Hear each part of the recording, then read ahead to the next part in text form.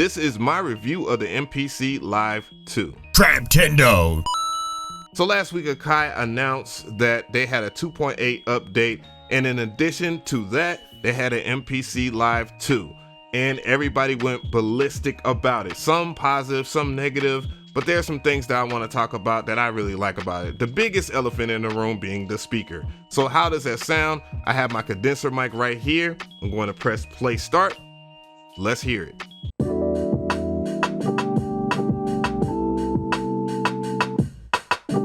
This is me talking while this is blasting in my ear, and it hurts. And as you can see, it sounds pretty good. Now, a lot of people thought AKAI, being AKAI, they cut some corners and they put some regular speakers in there. No, they collaborated with Arturia Audiofuse and they got them calibrated for this unit. And that's actually a good thing because they have a pretty decent curve, and I actually feel confident if I was to mix on it. Now, do I recommend mixing on it? Nah, I would recommend you putting in some studio monitor headphones and rocking out on this baby. And yeah, the speakers sound good nonetheless. The other huge addition is obviously the CV and gate, and that is something that I'm glad that they did.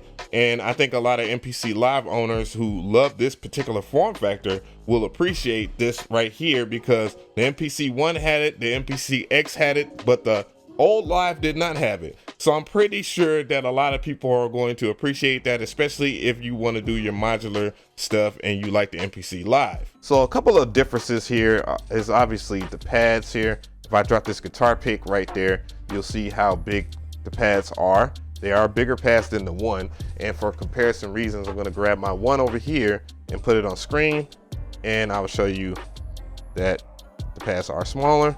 That's just for anybody that's looking at the one or the Live here, and you might just think that might be something that you'll consider if you know. But other than that though, the workflow is a little different if you are an MPC one head going over to the Live, and it is kind of regarded as one of those things where you will probably will have to get used to menu and going and selecting stuff like pad mixer, because that's one of the things that I had to get used to. And then on top of that, I had to get used to another thing, is going into menu and going program edit. So I got to hold down menu and press program edit. There you go. And then you have your program edit right there.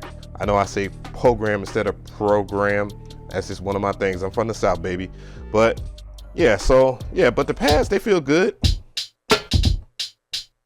I mean, all the things have retained, like the whole entire workflow is about the same, given that the buttons on the Live are much different than the MPC 1 and the X. So you have your headphones jack on the back here, and it's a 1/4 inch jack.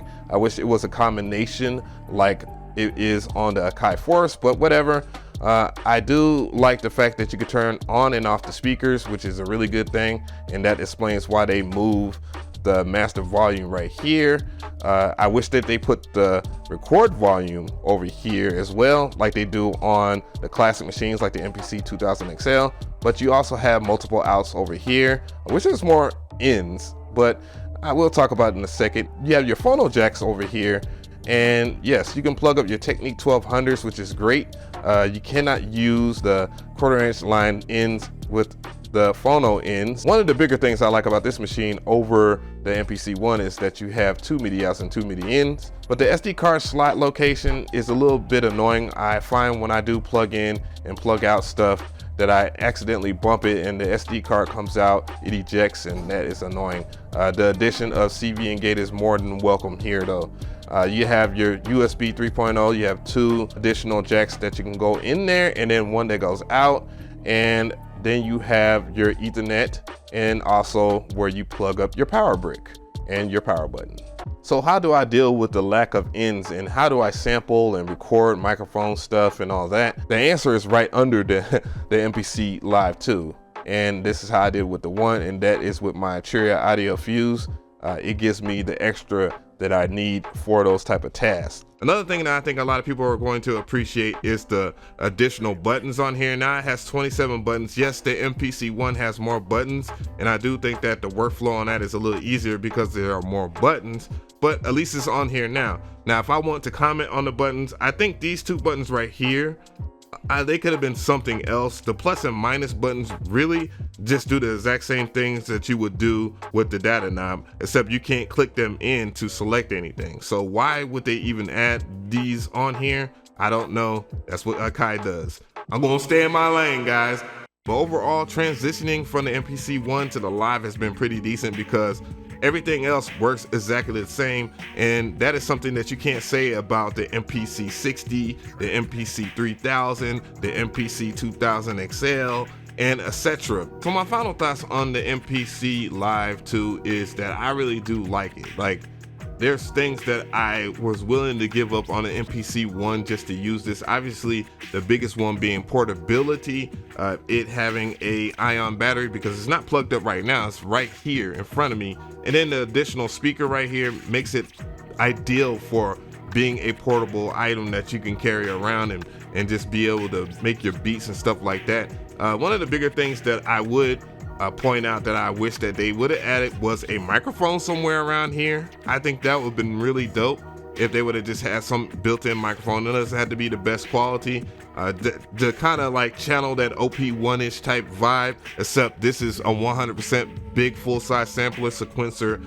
The OP1 had its limitations that I really didn't like about it, but if they would have had an additional microphone, that would have made sense. But overall, there's a lot of pros about this. I guess some of the cons that I would have and I would share with everybody else is that even though this is a refresh of a older unit, they didn't change any of the internals. Both the MPC-1 and the MPC Live share 2 gigs of RAM, even though they have added a lot of cool stuff to it, or at least some things that would make you want to get this. And yeah, having 2 gigs of RAM still is kind of a bummer, and I have to share that sentiment with everybody else that are complaining about that.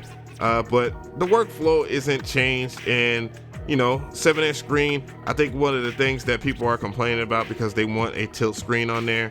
So, I mean, I guess I could share that as a con that they didn't put a tilt screen in there like they do on the MPC-X. But nonetheless, I'm not really mad at it. Do I give this the stamp of approval? Yeah, I say about 75%. They're getting there.